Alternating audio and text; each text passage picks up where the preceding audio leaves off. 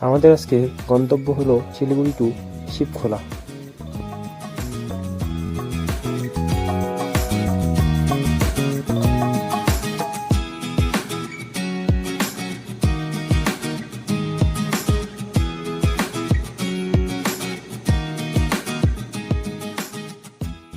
আজ আকাশ কালো মেঘে ঢাকা, যখন তখন বৃষ্টি হতে পারে।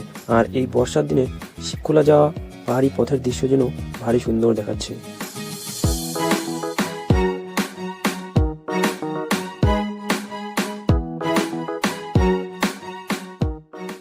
এই পথ কখনো উঁচু আবার কখনো ঢালু, এভাবেই চলছে। চলতে চলতে ফাইনালি পৌঁছে গেলাম শিবখোলা মহাদেবের মন্দিরে, কিন্তু কপাল খারাপ যে মন্দিরের দরজা খোলা পেলাম না। যাই হোক, বাইরে থেকে মহাদেবের দর্শন করে রওনা হলাম পাগলাঝাড়ার উদ্দেশ্যে।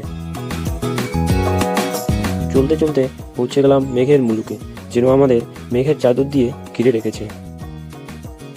অপূর্ব। আজকে ভিডিওতে এইটুকুই, দেখা হচ্ছে পরের ভিডিওতে।